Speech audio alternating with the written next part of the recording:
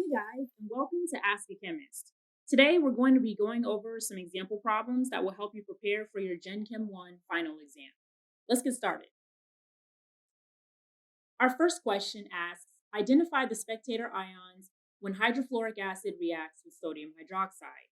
Our answer choices are A, sodium ion only, B, sodium ion and fluoride ion, C, hydrogen ion and hydroxide ion, or D, no reaction. So how do we approach this problem? The first step is to write the equation for the actual reaction. This is also known as the molecular equation. So we know that it's telling us to take hydrofluoric acid and react that with sodium hydroxide. Hydrofluoric acid's formula is HF, and the formula for sodium hydroxide is NaOH. So for the reactants, we just take these two and add them together. And what the AQ subscript means is aqueous. It just means that these two species are dissolved in water. So we're going to form sodium fluoride in water. This is a neutralization reaction. We're taking an acid and reacting this with a base to give us a salt and water. Then we want to make sure that our equation is balanced.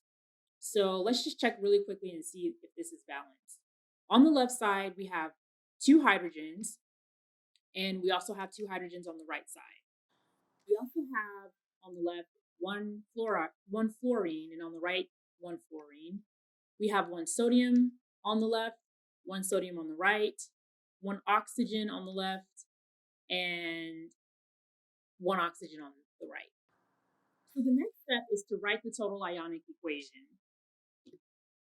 The way that you go about writing the total ionic equation is to just separate out all of the ions.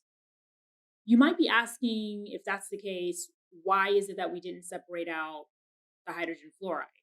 Well, we have to remember hydrogen fluoride is a weak electrolyte. And what that means is that in solution, it's not going to be fully dissociated into hydrogen ion and fluoride ion. Most of this is going to be found as hydrogen fluoride. So we keep it as hydrogen fluoride in the total ionic equation. However, everything else within the sodium hydroxide and within the sodium fluoride can be separated out. And then of course, water is just water, so we leave it as water. Once that's been done, our last step is to cancel the ions that appear unchanged on both sides of the equation. Well, this is sodium. Sodium ion stays the same on the left side as it is on the right side.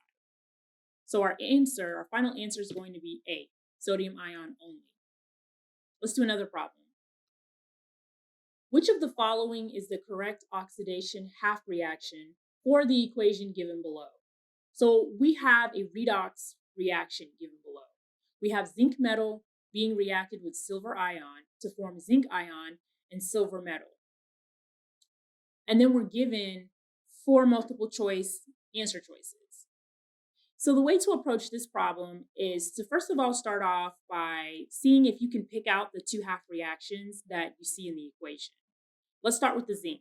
Zinc is going from zinc metal to zinc ion. So it goes from zinc 0 to zinc 2+.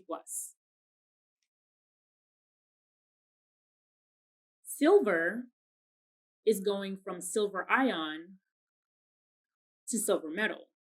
So we're going from silver 1+ to silver 0.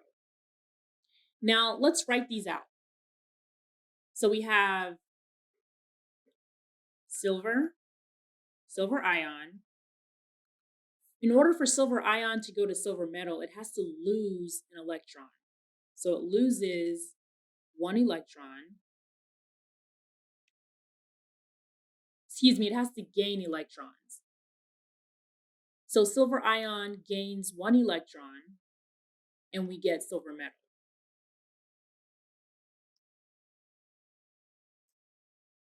For zinc is going from zinc metal to zinc 2+. How does that happen? It has to lose an electron. So we're going to get zinc 2+ and the loss of 2 electrons. So which of these is an oxidation and which of these is a reduction? Remember that an oxidation is the loss of electrons. A reduction is a gain of electrons.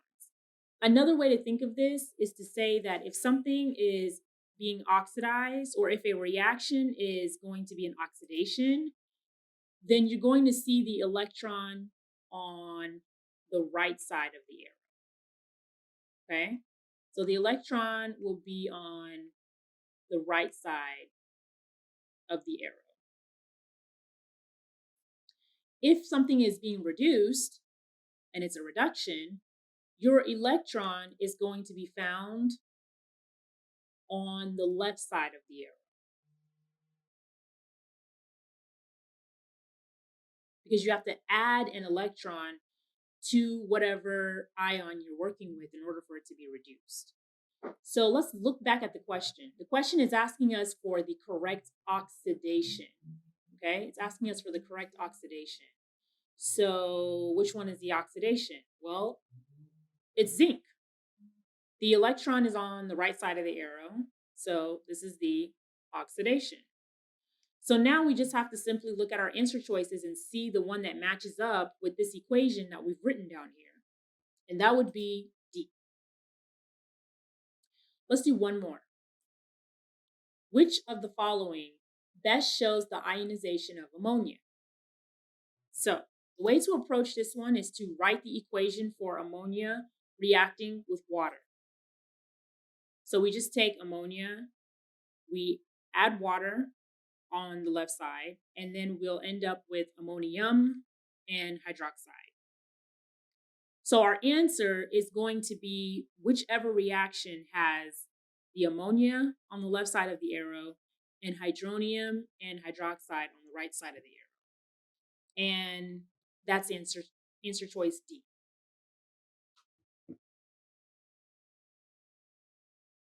So I hope this was helpful for those of you taking Gen Chem I. Remember to subscribe, like, and share the video. Follow me at Amakemist and send any video requests, comments, and questions to Amakemist. See you guys next time, and good luck on your finals.